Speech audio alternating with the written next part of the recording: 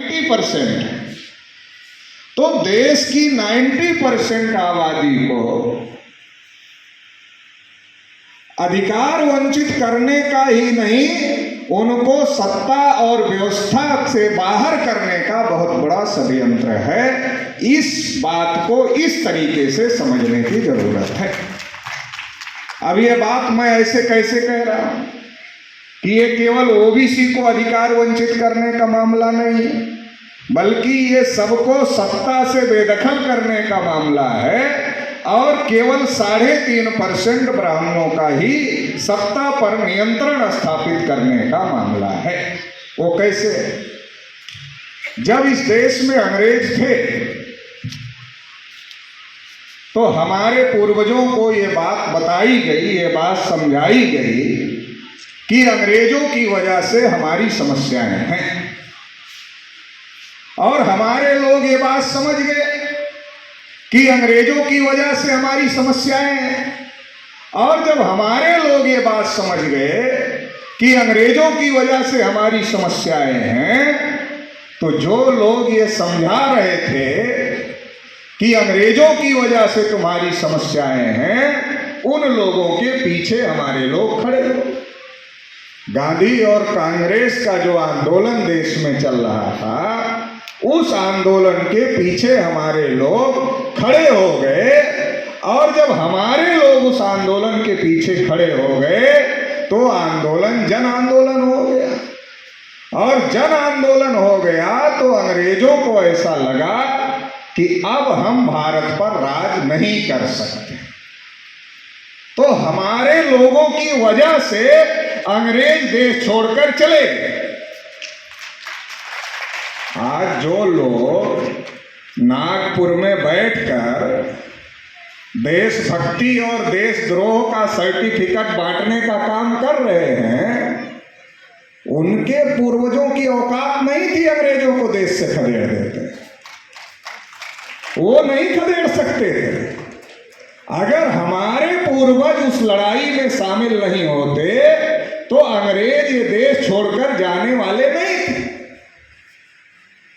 तो अंग्रेज जब देश छोड़कर जाने के लिए तैयार हो गए तो अंग्रेजों ने कांग्रेस के लोगों को कहा, क्योंकि अंग्रेजों को भगाने के लिए लड़ाई में सबसे आगे की भूमिका में कांग्रेस थी, तो कांग्रेस के लोगों को अंग्रेजों ने कहा कि अब हम भारत छोड़ना चाहते हैं।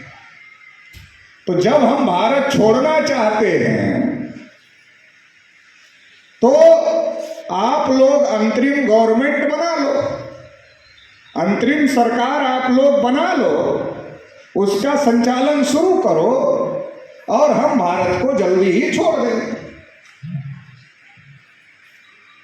तो कांग्रेस के लोगों को यह तय करना था कि जब अंग्रेज देश छोड़कर जाने के लिए कह रहे हैं और अंतरिम सरकार बनाने की बात कह रहे हैं, तो अंतरिम सरकार का कोई ना कोई प्राइम मिनिस्टर होगा, कोई ना कोई होम मिनिस्टर होगा, और भी मंत्री होंगे।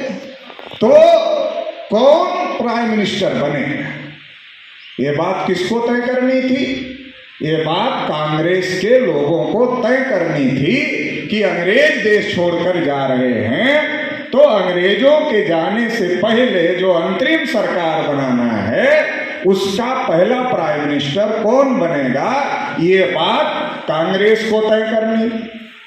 तो कांग्रेस महासमिति में इस बात पर चर्चा हुई और ये बात तय की गई कि कांग्रेस में अध्यक्ष पद का चुनाव हो, और अध्यक्ष पद के चुनाव में जो व्यक्ति कांग्रेस का अध्यक्ष चुना जाएगा वो देश का पहला प्रधानमंत्री बनाया जाएगा। गांधी जी से जब इस बारे में पूछा गया, उनकी राय ली गई, तो गांधी जी ने कहा कि अगर मुझसे राय ली जाएगी तो मेरी प्राथमिकता में पंडित जवाहरलाल नेहरू जी ही होंगे। मेरी इच्छा है कि पंडित जवाहरलाल नेहरू देश के प्रधानमंत्री बने। कांग्रेस महासमिति में चुनाव हुआ, और जब कांग्रेस महासमिति में चुनाव हुआ, कांग्रेस संगठन में जब चुनाव हुआ, तो कांग्रेस संगठन में नेहरू को समर्थन नहीं मिला और समर्थन सरदार वल्लभ भाई पटेल को मिला। जब नेहरू को समर्थन नहीं मिला, समर्थन सरदार वल्लभ भाई पटेल को मिला, तो नेहरू ये बात मानने के लिए तैयार नहीं थे कि भारत का पहला प्रधानमंत्री सरदार वल्लभ भाई पटेल बने। नेहरू इस जिद पर अड़े थे कि भारत का पहला प्रधानमंत्री उन्हें ही बनना है। उन्होंने गांधी जी से कहा, और गांधी जी और नेहरू के रिश्ते जो थे वो बहुत घनिष्ठ थे, किसी से छुपा हुआ नहीं। तो गांधी जी ने जेबी कृपलानी जो मीटिंग का संचालन कर रहे थे, उनको कहा कि सरदार पटेल को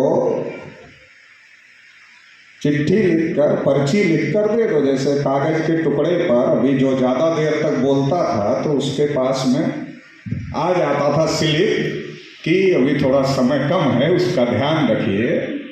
तो वैसे ही गांधी जी ने जेबी कृपलानी जो संचालन कर रहे थे उनको कहा कि सरदार को एक स्लिप पर लिख कर दे दो कि सरदार जी आप अपना नाम वापस ले लीजिए। तो जेबी कृपलानी ने सरदार जी को दिया, सरदार जी ने वो पढ़ा, और पढ़ने के बाद सरदार जी को लगा कि गांधी जी को दे देता, क्योंकि पता नहीं गांधी जी की मर्जी से जेबी कृपलानी हमको दे रहे या नहीं दे रहे। तो सरदार पटेल ने वो स्लिप गांधी जी को दे दिया, गांधी जी ने वापस जेबी कृपलानी को दे दिया, और जेबी कृपलानी ने वापस सरदार पटेल को दे दिया। सरदार पटेल को यकीन और विश्वास हो गया कि मुझे नाम वापस लेने के लिए गांधी जी के द्वारा ही दबाव डाला जा रहा है, और इसलिए सरदार पटेल ने अपना नाम वापस ले लिया, और नेहरू जी अंतरिम सरकार के 1946 में देश के पहले प्रधानमंत्री बन गए। जब तक देश में अंग्रेज थे तो अंग्रेज जाति के आधार पर गिनती करते थे। आज जो मंडल कमीशन के अनुसार ओबीसी की संख्या 52% बताई जाती है, ये भारत सरकार ने आजाद भारत में नहीं गिनती किया ओबीसी की।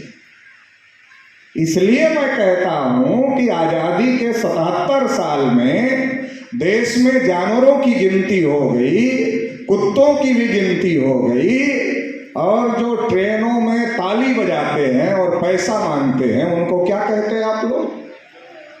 तो जो भी कहते हो उनकी भी हो गई। लेकिन जो 52% ओबीसी है उसकी आजाद भारत में गिनती नहीं हुई। अभी अमित शाह ने कई कानूनों में संशोधन किया और ये कहा कि ये अंग्रेजों के बनाए हुए हैं, इसलिए हम इसको बदल रहे हैं। तो मैंने कहा कि भाई भाजपा वाले लोग जो हैं, ये जो अंग्रेजों के बनाए कानून है उसको बदल रहे हैं, कह रहे हैं अंग्रेजों के हैं। तो ये जो मंडल कमीशन का डाटा है 52% का, ये भी अंग्रेजों के समय में गिनती का है, और हम लोगों को मजबूरी में बार बार ये बात बोलनी पड़ती है कि हम ओबीसी 52%। तो हम तो मोदी जी और अमित शाह जी से हाथ जोड़कर प्रार्थना करेंगे हमें ना बोलना पड़े, आप गिनती कर दो ओबीसी की, नया डेटा मिल जाएगा तो हम ये कहेंगे कि मोदी जी ने गिनती किया इतने % ओबीसी। कम से कम आपका ही नाम रोशन हो जाएगा, इतिहास में दर्ज हो जाएगा कि आजादी के 77 साल में किसी प्रधानमंत्री ने नहीं किया, नरेंद्र मोदी जी ने किया। और आपको तो इतिहास बनाने का शौक भी बहुत है, इसलिए आप तमाम काम ऐसे करते रहते हो जिससे आपका नाम इतिहास में दर्ज हो जाए। तो ये भी एक ऐतिहासिक काम कर लो, मगर ये काम करने के बारे में अभी तक सोच नहीं रहे। तो अंग्रेज जब थे तो करते थे गिनती। अब जब अंग्रेज 1947 तक थे तो 31 की जनसंख्या को ही हम लोग बेस क्यों बनाते हैं, आधार क्यों बनाते हैं? उसके आधार पर मंडल कमीशन ने क्यों अपनी रिपोर्ट दिया? तो इसलिए चूंकि 1931 में अंग्रेजों ने आखिरी बार पूरी तरीके से जनगणना करवाई। 1931 के बाद 1941 में द्वितीय विश्व युद्ध चल रहा था, तो अंग्रेज पूरी गिनती नहीं करवा पाए। 1941 के बाद 1947 में चले ही गए, तो जनगणना का समय 1951 में आया, 1951 में आया, और 1951 में अंग्रेज चले गए थे और पंडित जवाहरलाल नेहरू देश के पहले प्रधानमंत्री थे। चुनाव से चुनकर नहीं आए थे, अंतरिम सरकार के प्रधानमंत्री थे, और गांधी जी की कृपा से, गांधी जी की वीटो पावर से सरदार पटेल को रोककर प्रधानमंत्री बने थे। तो नेहरू जी 1951 में जब जनगणना का समय आया, आजाद भारत में पहली बार, तो देश के प्रधानमंत्री पंडित जवाहरलाल नेहरू थे। पंडित जवाहरलाल नेहरू को लगा होगा, मन में डर बैठ गया होगा कि कांग्रेस पार्टी, हमारे पूर्वजों ने, चटर्जी ने, मुखर्जी ने, बनर्जी ने, गोखले ने, तिलक ने, आगरकर ने, कांग्रेस पार्टी किसने बनाई? तो SC, ST, OBC, माइनॉरिटी के लोगों ने कांग्रेस पार्टी नहीं बनाई। कांग्रेस पार्टी चटर्जी, मुखर्जी, बनर्जी, गोखले, तिलक, आगरकर, इन ब्राह्मणों ने बनाई। तो पंडित जवाहरलाल नेहरू को लगा होगा कि जिस कांग्रेस पार्टी को चटर्जी, मुखर्जी, बनर्जी, गोखले, तिलक, आगरकर, इन ब्राह्मणों ने बनाई, उस कांग्रेस पार्टी के अंदर जब चुनाव हुआ तो मैं पंडित जवाहरलाल नेहरू, इतना बड़ा ब्राह्मण, चुनाव हार गए। कहाँ चुनाव हार गया? पब्लिक का चुनाव नहीं हो रहा था, आम चुनाव नहीं हो रहा था, कांग्रेस पार्टी के अंदर चुनाव हो रहा था, और उस अंदर के चुनाव में मैं, इतना बड़ा ब्राह्मण, चुनाव हार गया।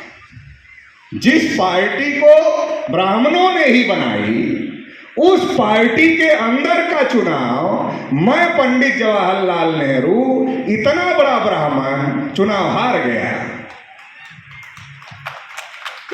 नेहरू जी को लगा होगा कि जब कांग्रेस पार्टी के अंदर का चुनाव मैं नहीं जीत पाया, और गांधी जी भी हमारे साथ खड़े थे, इसके बावजूद भी नहीं जीत पाया, कल देश में आम चुनाव होंगे, और आम चुनाव जब देश में होंगे तो क्या होगा?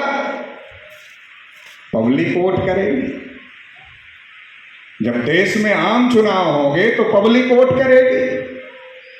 बाबा साहब अंबेडकर ने 1 वोट 1 वैल्यू लागू करवा दिया है लड़के। 1 वोट 1 वैल्यू का क्या मतलब है? नरेंद्र मोदी जी वोट डालें तो 1 गिना जाएगा, मोहन भागवत वोट डालें तो 1 ही गिना जाएगा, अडानी वोट डाले तो 1 ही गिना जाएगा, अंबानी वोट डाले तो 1 ही गिना जाएगा, और किसान वोट डाले 1 गिना जाएगा, मजदूर वोट डाले 1 गिना जाएगा, शहर का आदमी वोट डाले 1 ही गिना जाएगा, गांव का आदमी वोट डाले 1 ही गिना जाएगा। इसका मतलब ये है कि 1 वोट 1 वैल्यू है, सबका वोट 1 ही गिना जाएगा। और जनगणना होगी तो क्या होगा? नेहरू जी ने क्या सोचा कि 1 वोट 1 वैल्यू है, और आम पब्लिक का चुनाव होगा। 52 में पहला चुनाव होगा, 52 में पहला चुनाव हुआ, और 51 में सेंसस का टाइम था, तो नेहरू जी ने क्या सोचा, अगर हम सेंसस करेंगे तो सेंसस से डेटा निकल कर आएगा। क्या डेटा निकल कर आएगा कि ब्राह्मणों की संख्या देश में कितनी है, तो केवल 3.5% है। नेहरू जी को क्या समझ में आया, चुनाव होंगे, चुनाव में 1 वोट 1 वैल्यू है, हर आदमी का एक ही वोट है। और जब सेंसस होगी, कास्ट सेंसस होगी, जाति जनगणना होगी, तो जाति जनगणना में जो डेटा निकल कर आएगा, वो डेटा क्या निकल कर आएगा कि ब्राह्मणों की संख्या 3.5% केवल 3.5% है। और 3.5% जब ब्राह्मणों की संख्या निकल कर आएगी तो 80 का आदमी सोचेगा, अरे हम तो 15% हैं, ये तो 3.5% है, तो 15% वाले को प्रधानमंत्री बनना चाहिए, 3.5 वाले को क्यों बनाए।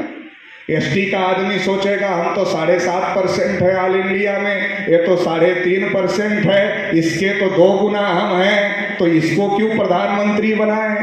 ओबीसी का आदमी सोचेगा कि हम 52% हैं, तो हम 3.5% वाले को प्रधानमंत्री क्यों बनाएं। माइनॉरिटी का आदमी भी सोचेगा कि इस देश में हमारी संख्या इनसे तो कम से कम 5 गुना ज्यादा है, तो हम इनको प्रधानमंत्री क्यों बनाए 3.5% वाले को। तो नेहरू जी को लगा कि अगर ये जाति आधारित जनगणना हो गई तो ये जो सच है कि ब्राह्मण 3.5% है, ये जाति आधारित जनगणना अगर होती रहेगी तो ये सच लोगों के सामने आता रहेगा कि देश में ब्राह्मण 3.5% है। और अगर ये सच लोगों के सामने आ जाएगा कि देश में ब्राह्मण 3.5% है, तो मैं पंडित जवाहरलाल नेहरू गांधी जी की कृपा से एक बार प्रधानमंत्री बन गया, लेकिन मैं पहला और आखिरी ब्राह्मण प्रधानमंत्री हो जाऊंगा। मेरे बाद कोई ब्राह्मण देश का प्रधानमंत्री नहीं बनेगा, ऐसा नेहरू ने सोचा होगा। और ना गिनती रोकने का कोई मामला नहीं था, गिनती तो पहले से हो रही थी। गिनती रोकने का मामला ही क्या था, गिनती अंग्रेज पहले से कर रहे थे, तो उसको रोकने का मामला नहीं था। रोका तो रोकने के पीछे ये सोच रही होगी, ये साजिश रही होगी कि अगर ब्राह्मणों का राज स्थापित करना है तो ब्राह्मण 3.5% है, ये बात लोगों को पता नहीं चलनी चाहिए, ये रोक दिया। नहीं पता चलनी चाहिए, रोक दिया। केवल इतना ही नहीं किया, एससी और एसटी को तो रिजर्वेशन मिल गया। जब ओबीसी का मुद्दा बाबा साहब अम्बेडकर ने उठाया और आर्टिकल 340 भारतीय संविधान में लिखा और कहा सरकार ओबीसी के लिए आयोग बनाए, तो नेहरू जी देश के पहले प्रधानमंत्री थे। नेहरू जी को आयोग बनाना था, मगर नेहरू जी ने आयोग नहीं बनाया। और जब नेहरू जी ने आयोग नहीं बनाया तो बाबा साहब डॉक्टर अंबेडकर ने अपने कानून मंत्री पद से इस्तीफा दिया। उस इस्तीफे में एक बहुत बड़ा कारण उन्होंने लिखा कि नेहरू जी ओबीसी के लिए आयोग नहीं बना रहे हैं, इसलिए मैं इस्तीफा दे रहा हूं। बहुत सारे ओबीसी को यह बात पता नहीं, क्योंकि ये बात बताई नहीं जाती है, इसलिए ओबीसी के लोगों को पता नहीं। ओबीसी के लोगों की तो बहुत बड़ी समस्या है। ओबीसी के लोगों को दुनिया भर की जानकारी है, दुनिया में क्या क्या हो रहा है उसकी जानकारी है, लेकिन ओबीसी के साथ क्या क्या हो रहा है इसकी जानकारी नहीं है। बाकी सारी जानकारी है, दुनिया भर की जानकारी। बस अपने साथ जो हो रहा है उसकी जानकारी उनके पास में नहीं है, क्योंकि वो उनको बताया नहीं जाता। अगर आप किसी ओबीसी को पूछो कि वो यूक्रेन का युद्ध किसने रुकवाया, तो उसको बता दिया गया मोदी जी के प्रभाव से रुक रहा है, तो उसको जानकारी है। लेकिन अगर उसको पूछो तुम्हारी गिनती कौन रोक कर रखा है, नहीं, ये नहीं पता है, गिनती नहीं पता है कौन रोक कर रखा है। यूक्रेन युद्ध कौन रुकवा दिया, ये ओबीसी को पता है। क्योंकि ओबीसी को वही पढ़ाया जाता है, वही बताया जाता है जो उसके काम का नहीं, जो उसके काम का है वो नहीं बताया जाता है। तो इसलिए ओबीसी को नहीं पता। तो बाबा साहब ने जब इस्तीफा दिया तो नेहरू जी ने काका साहब कालेलकर कमीशन बनाया, मगर बाबा साहब का महापरिनिर्वाण होने के बाद उसको रद्दी की टोकरी में डाल दिया, तो लागू ही नहीं होने दिया। तो केवल गिनती रोकने का मामला नहीं है, ओबीसी का कमीशन भी लागू नहीं किया नेहरू ने। क्यों लागू नहीं किया? इसके पीछे भी राजनीति है। केवल ओबीसी को अधिकार वंचित करने का मामला नहीं है, इसके पीछे राजनीति भी है कि 3.5% ब्राह्मणों को अगर बहुसंख्यक बनाना है तो ओबीसी को अपने समर्थन में रखना पड़ेगा। अब ओबीसी को समर्थन में रखने के लिए क्या करना होगा? शेड्यूल कास्ट को रिजर्वेशन मिल गया, शेड्यूल ट्राइब को रिजर्वेशन मिल गया, तो शेड्यूल कास्ट और शेड्यूल ट्राइब एक तरफ खड़ा हो जाएगा, क्योंकि दोनों रिजर्व कैटेगरी में आते, तो दोनों एक साइड खड़ा हो जाएगा। नेहरू जी ने सोचा अगर ओबीसी को भी रिजर्वेशन मिल गया तो ओबीसी कहां खड़ा हो जाएगा? ओबीसी भी शेड्यूल कास्ट और शेड्यूल ट्राइब की साइड में खड़ा हो जाएगा। तो 22.5% SC/ST और 52% ओबीसी, तीनों मिलाकर कितना हो गया? 74.5%। अगर ओबीसी को उसी समय रिजर्वेशन मिल गया होता तो ब्राह्मणों का आज तक देश पर राज नहीं होता, क्योंकि ओबीसी भी SC/ST के साथ खड़ा हो जाता, तो हो जाता 74.5%। और फिर माइनॉरिटी के लोग वो भी कहते जब मजलूम लोग इधर हैं, SC इधर है, ST इधर है, OBC इधर है, तो हमारा तो धर्म ही कहता है मजलूमों के साथ खड़े हो जाओ, तो माइनॉरिटी भी खड़ा हो जाता। और जब माइनॉरिटी भी खड़ा हो जाता तो फिर ये संख्या लगभग 90% पहुंच जाती, और ये संख्या जब लगभग 90% पहुंच जाती तो कांग्रेस का मामला खत्म हो जाता, ब्राह्मणों का मामला खत्म हो जाता, और देश का जो मूल निवासी बहुजन समाज है वो मूल निवासी बहुजन समाज इस देश का शासक वर्ग बन जाता। ये इतनी बड़ी साजिश है, ये छोटी मोटी साजिश नहीं है केवल आरक्षण लेने देने की, ये इतनी बड़ी साजिश है। तो इसलिए जनगणना भी नहीं होने दिया, इसलिए ओबीसी को रिजर्वेशन नहीं दिया। देखो, जो बात मूल निवासियों को आज तक समझ में नहीं आई वो बात ब्राह्मणों को बहुत पहले समझ में आ गई। क्या बात मूल निवासियों को आज तक समझ में नहीं आई?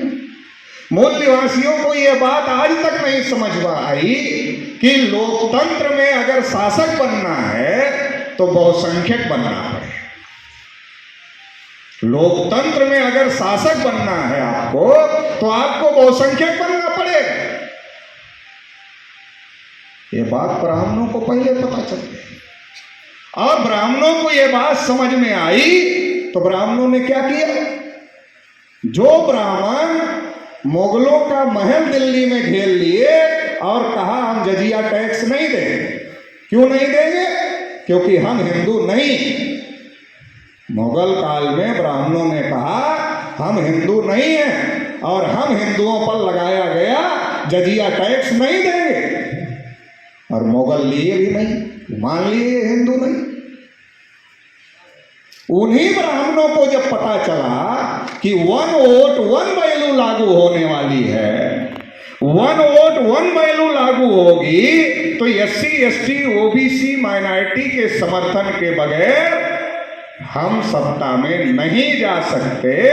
जब उनको ये पता चला कि SC ST OBC के समर्थन के बगैर हम सत्ता में नहीं जा सकते, क्योंकि सबको वोट का अधिकार मिल गया और 1 वोट 1 वैल्यू हो मिल गया तो फिर इनकी संख्या ज्यादा है, इनका समर्थन लेना पड़ेगा। अगर हम ब्राह्मण लोग इन लोगों के बीच में जाएं, एससी के बीच में जाएं और एससी को कहें कि भाई साहब आपको हम लोगों ने हजारों साल तक अछूत बनाकर रखा, हजारों साल तक आपको अछूत बनाकर रखा, पढ़ने लिखने के अधिकार से रोका, धन संपत्ति रखने के अधिकार से रोका, बोलने सुनने के अधिकार से रोका, कुर्सी पर बैठने के अधिकार से रोका, हजारों साल से आपको रोका और आप हमारी सरकार बना दो, वोट हमको दे दो। तो शेड्यूल कास्ट का आदमी वोट दे देगा? बोलेगा तुमने हजारों साल से हम लोगों को अधिकार वंचित किया, नीच बनाया, अछूत बनाया, सभी प्रकार के अधिकारों से रोका, तो वोट कैसे दे दे तुमको? तो वोट नहीं देगा। आदिवासी के पास में जाए और कहें कि हम लोगों ने आप लोगों को हजारों साल से जंगलों में रहने के लिए मजबूर किया, हमें वोट दे दो। ओबीसी के पास जाए और कहे कि हम लोगों ने तुम्हारी हजारों पीढ़ियों को शूद्र बनाया, गुलाम बनाकर रखा, हमें वोट दे दो। देने वाला न एससी देने वाला, न एसटी देने वाला, न ओबीसी देने वाला, तो वोट तो नहीं देगा। लाठी अलग से निकालेगा, बोलेगा इधर आ तो गए एक बार, दोबारा दिखाई मत दे। इतना दिन से हमारे साथ किया, अभी फिर आ गए।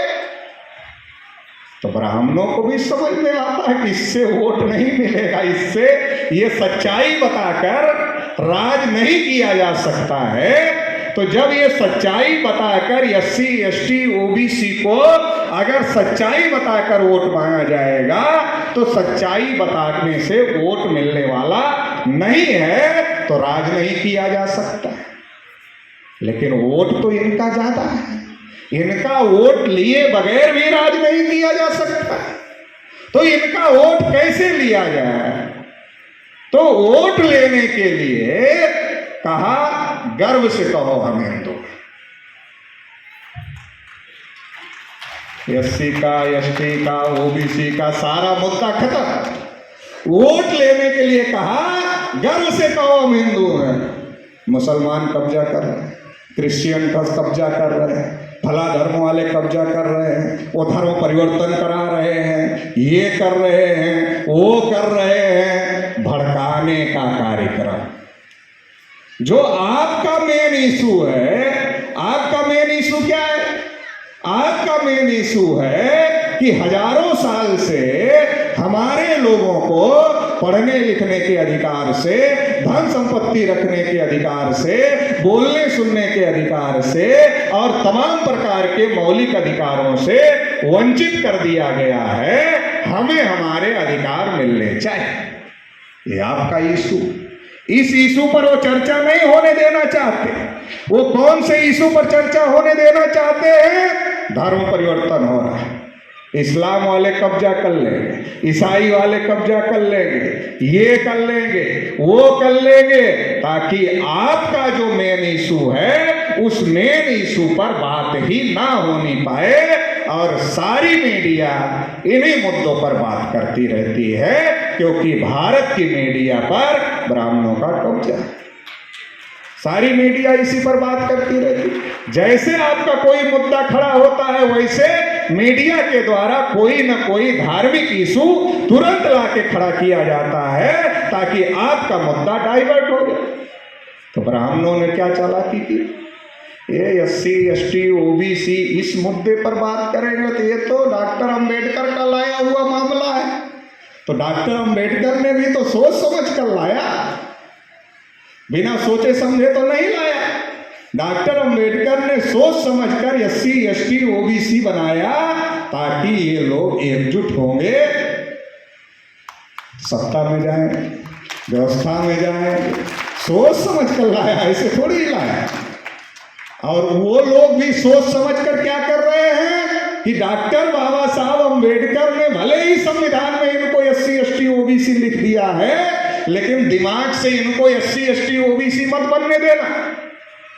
अगर ये दिमाग से SC ST OBC बन गए फिर तो ये शासक बन जाए। दिमाग से मत बनने देना, दिमाग से इनको हिंदू बनाकर रखो।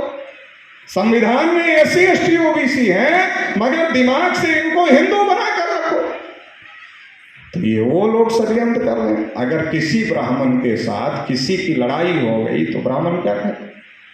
ब्राह्मण कभी ये नहीं कहता है कि ब्राह्मणों का अपमान हो गया। ब्राह्मण कभी नहीं कहता कि ब्राह्मण के साथ अन्याय हो गया। ब्राह्मण क्या कहता? करोड़ों करोड़ हिंदुओं का अपमान हो गया। कभी कहता ब्राह्मण का? क्योंकि ब्राह्मण इस बात को समझता है कि लोकतंत्र में आप बहुसंख्यक बन के शासक बन सकते हो, अल्पसंख्यक बन के शासक नहीं बन सकते। लेकिन मूल निवासी समाज के आदमी की क्या स्थिति?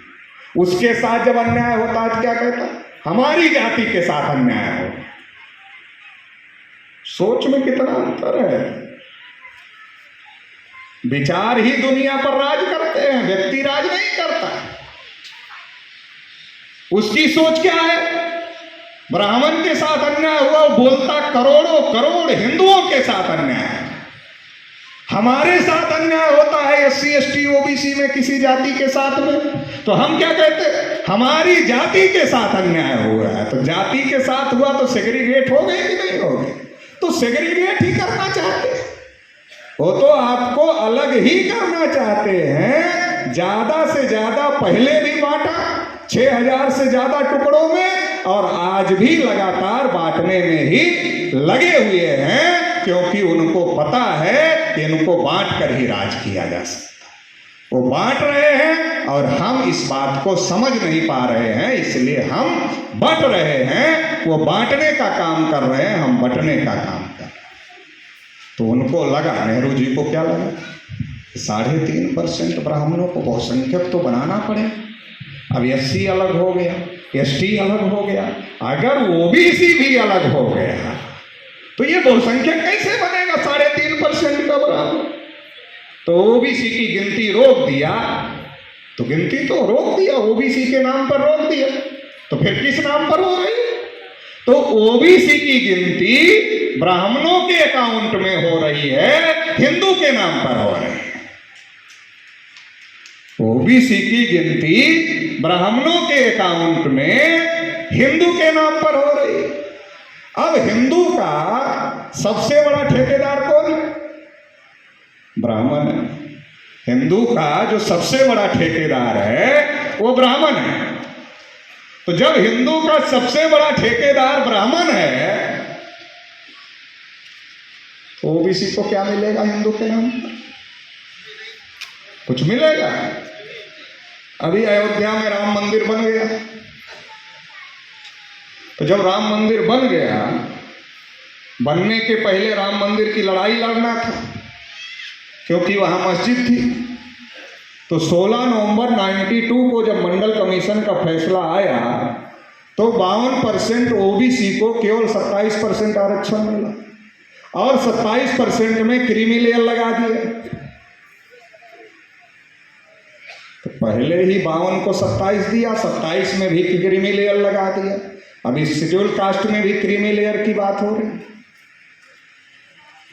तो ये जो OBC के साथ धोखा हुआ, क्रीमी लेयर का क्या मतलब? जिसके पास दांत है उसको चना नहीं मिले। क्रीमी लेयर का क्या मतलब है? आसान भाषा में अगर समझना है, जिसके पास दांत है उसको चना नहीं मिलेगा, और जिसके पास दांत नहीं है उसको कहा जाएगा चना तुम्हारे लिए है, खा लो। दांत ही नहीं है तो चना कैसे खाएगा? दांत होगा तब तो चना खाएगा। अब जो OBC में आदमी 8 लाख रुपया साल में कमाता है वो क्रीमी लेयर, और जनरल में जो आदमी 8 लाख रुपया साल में कमाता है वो गरीब है। OBC में जो 8 लाख कमाता है वो क्रीमिलियर है, उसके बेटा बेटी को रिजर्वेशन नहीं मिलेगा। मगर जनरल में जो 8 लाख कमाता है वो गरीब है, उसको अलग से रिजर्वेशन की 10% व्यवस्था कर दिया। और सुप्रीम कोर्ट ने कहा सही। जो supreme court Indira Sahni versus Bharat सरकार में मंडल कमीशन के मामले में कहा कि 50% से ज्यादा आरक्षण नहीं होना चाहिए। अगर उड़ीसा में ओबीसी को 27% लागू नहीं हुआ तो उसका कारण तो इंदिरा साहनी का जजमेंट ही तो है सुप्रीम कोर्ट का कि 50% से ज्यादा नहीं होना चाहिए। तो जो सुप्रीम कोर्ट ये कहता है 50% से ज्यादा रिजर्वेशन नहीं होना चाहिए, वही सुप्रीम कोर्ट ईडब्ल्यूएस के नाम पर 10% रिजर्वेशन को कहा जायज है। तो सुप्रीम कोर्ट में कौन लोग बैठे?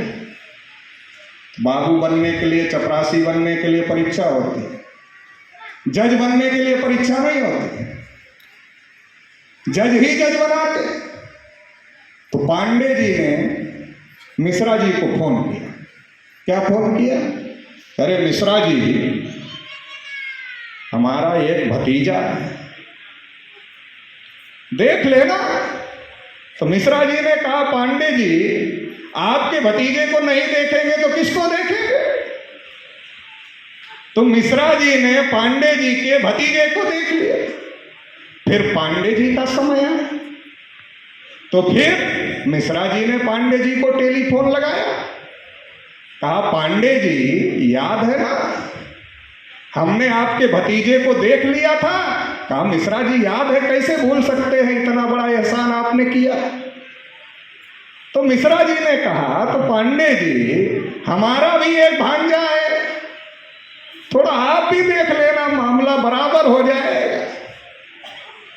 तो इस प्रकार से खानदानी लोग बैठे हुए हैं, और जब वो बैठे हुए हैं तो सही फैसले नहीं कर रहे हैं। एक जाति के लोग बैठे हुए, एससी, एसटी, ओबीसी, माइनॉरिटी का हाई कोर्ट और सुप्रीम कोर्ट में प्रतिनिधित्व तो ना के बराबर है नहीं।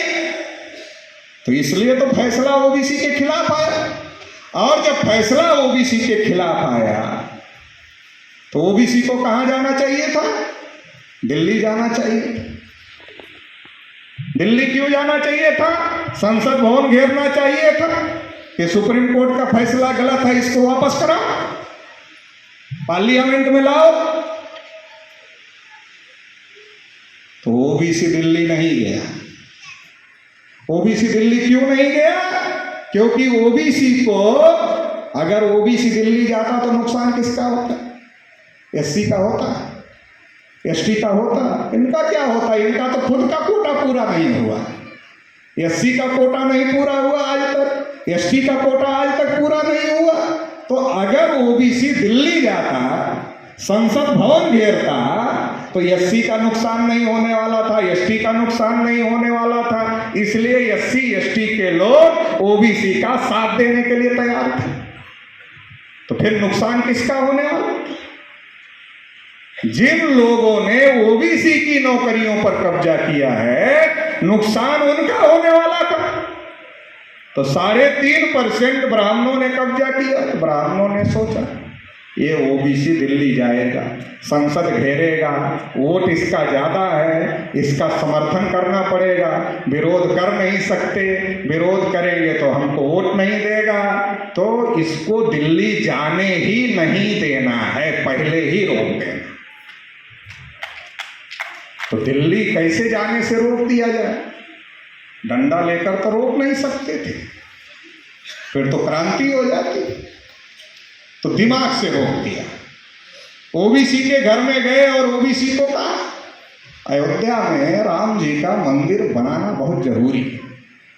तो ओबीसी वाले चंदा देने में बहुत तेज है, मंदिर का नाम लिया नहीं, चंदा ले लो, तुरंत ही देते हैं। मैं ओबीसी हूं इसलिए जानता हूं, तुरंत ही देते हैं। मंदिर बनाना है, ये नाम लिया नहीं, चंदा ले लो। तो ओबीसी के लोगों ने कहा ले लो पंडित जी चंदा, हमसे भी ले लो, बना लो मंदिर। कहा चंदा तो बाद में लगेगा, अभी जहां मंदिर बनाना है वहां मस्जिद है।